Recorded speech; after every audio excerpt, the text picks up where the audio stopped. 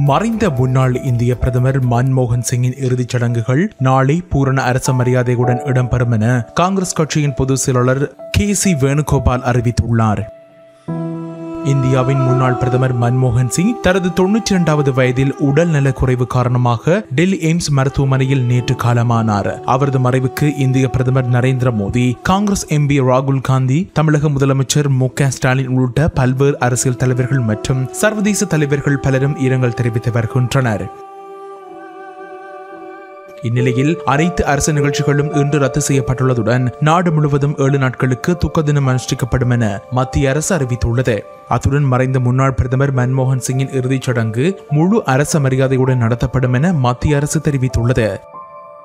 கர்நாடக மாநிலத்தில் 7 நாட்கள் துக்கம் அனுஷ்டிக்கப்பட உள்ளதுடன் இன்று ஒரு நாள் அரசு விடுமுறை அறிவிக்கப்பட்டுள்ளதாக கர்நாடக முதலமைச்சர் அலுவலகம் அறிவிக்கின்றது.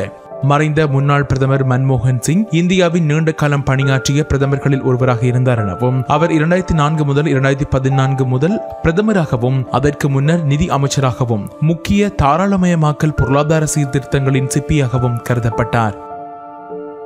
இந்நிலையில் அர்ப்பணிப்புள்ள பொருளாதார சிற்பியை இந்தியா இழந்துள்ளதாகவும் மக்களின் வாழ்க்கையை மேம்படுத்த விரிவான முயற்சிகளை மேற்கொண்ட புகழ்பெற்ற தலைவர்களில் ஒருவராகவும் மன்மோகன் சிங் இருந்தார் எனவும் பிரதமர் நரேந்திர மோடி தனது எக்ஸ் தளத்தில் பதிவிட்டுள்ளார். காங்கிரஸ் கட்சி தனது வழிகாட்டியை இழந்துவிட்டதாக அக்கட்சியின் முன்னாள் தலைவர் ராகுல் காந்தி தனது இரங்கல் செய்தியில் குறிப்பிட்டார்.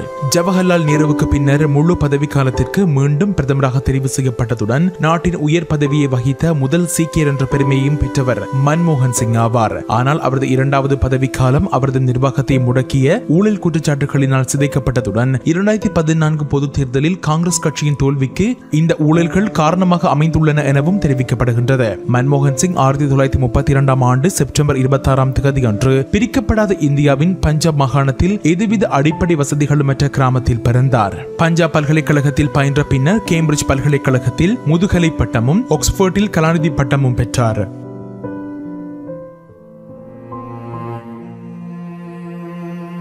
மன்மோகன் சிங் செப்டம்பர் 26ஆம் தேதி பஞ்சாபில் பிறந்தார். உலக தரம் வாய்ந்த பல்கலைக்கழகங்களில் பட்டம் பெற்ற பின்னர் மன்மோகன் சிங் பஞ்சாப் பல்கலைக்கழகத்தில் பேராசிரியராக தனது பணியை தொடங்கினார். பின் உலக புகழ்பெற்ற கல்வி நிறுவனமான டெல்லி ஸ்கூல் ஆஃப் எகனாமிக்ஸின் பேராசிரியராகவும் பணியாற்றினார்.